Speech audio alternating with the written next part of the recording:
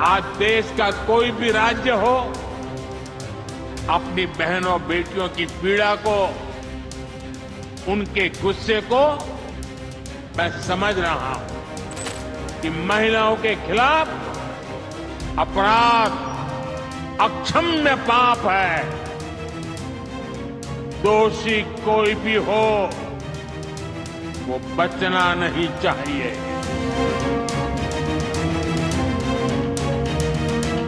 साथियों, अभी पिछले महीने ही देश का एक बजट आया है। इसमें माताओं, बहनों, बेटियों से जुड़ी योजनाओं के लिए 3 लाख करोड़ रुपए रखे गए हैं। बेटियां ज्यादा संख्या में नौकरी करें, इसके लिए दफ्तरों में, फैक्ट्रियों में उनके लिए विशेष सुविधाएं बनाने की घोषणा की गई है। रहने के लिए वर्किंग विमेन हॉस्टल की सुविधा हो, बच्चों के लिए क्रेच की सुविधा हो, इसके लिए केंद्र सरकार काम कर रही है। हमारी सरकार बेटियों के लिए हर सेक्टर खोल रही है जहां कभी उन पर पाबंदियां थी। आज तीनों सेनाओं में महिला अफसर तैनात हो रही है, फाइटर पायलट तैनात हो रही है, सैनिक स्कूलों में, सैन्य अकादमियों में बेटियों को दाखिला मिल रहा है।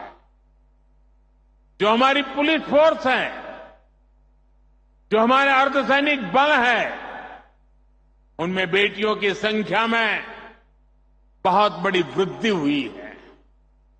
गांव में कृषि और डेयरी सेक्टर से लेकर स्टार्टअप क्रांति तक आज बड़ी संख्या में बेटियां बिजनेस मैनेज कर रही है। राजनीति में भी बेटियों की भागीदारी बढ़े, इसके लिए हमने नारी शक्ति वंदन कानून बनाया है। साथियों, माताओं, बहनों, बेटियों का सामर्थ्य बढ़ाने के साथ साथ उनकी सुरक्षा भी देश की प्राथमिकता है। मैंने लाल किले से भी बार बार इस विषय को उठाया है। आज देश का कोई भी राज्य हो, अपनी बहनों बेटियों की पीड़ा को, उनके गुस्से को मैं समझ रहा हूं। मैं एक बार फिर देश के हर राजनीतिक दल से कहूंगा, हर राज्य सरकार से कहूंगा कि महिलाओं के खिलाफ अपराध अक्षम्य पाप है। दोषी कोई भी हो, वो बचना नहीं चाहिए। उसको किसी भी रूप में मदद करने वाले बचने नहीं चाहिए।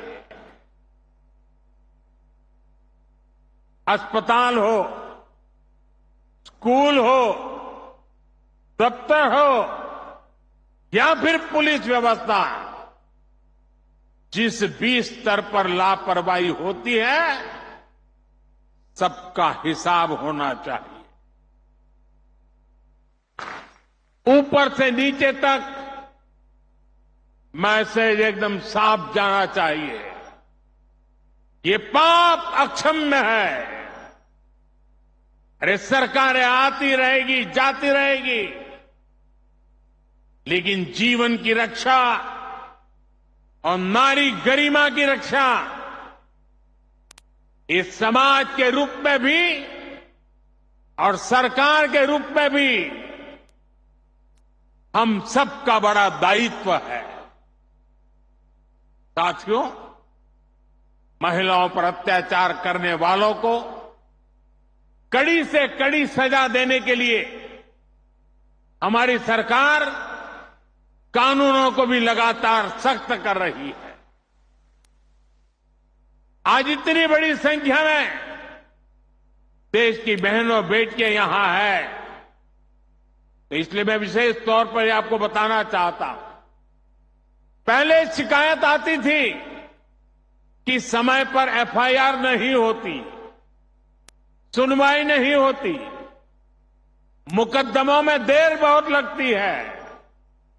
ऐसी अनेक अड़चनों को हमने भारतीय न्याय संहिता में दूर कर दिया है। इसमें एक पूरा चैप्टर महिलाओं और बच्चों के साथ होने वाले अत्याचार के संबंध में बनाया गया है। अगर पीड़ित महिलाओं को थाने नहीं जाना है तो वो घर बैठे ईएफआईआर दर्ज करा सकती है। हमने ये भी पक्का किया है कि ईएफआईआर से थाने के स्तर पर कोई टाल मटोल या फिर छेड़छाड़ नहीं कर पाएगा। इससे तेजी से जांच करने और दोषियों को कड़ी सजा मिलने में भी मदद मिलेगी। साथियों, नए कानूनों में नाबालिगों से हुए यौन अपराधों पर फांसी और उम्र कैद की सजा का प्रावधान किया गया है। बेटियों के साथ शादी के नाम पर भी धोखे के कई मामले आते रहे। पहले इसके लिए कोई स्पष्ट कानून नहीं था। अब भारतीय न्याय संहिता में शादी के झूठे वादों और छल को भी साफ साफ परिभाषित किया गया है। मैं आपको विश्वास दिलाता हूं, केंद्र सरकार महिलाओं के खिलाफ अत्याचार रोकने के लिए हर तरीके से राज्य सरकारों के साथ है। हमें भारत के समाज से इस पाप की मानसिकता को मिटाकर ही रुकना होगा। इसलिए साथियों, आज भारत विकसित होने के रास्ते पर आगे बढ़ रहा है और उसमें महाराष्ट्र की बहुत बड़ी भूमिका है। महाराष्ट्र विकसित भारत का एक चमकता सितारा है।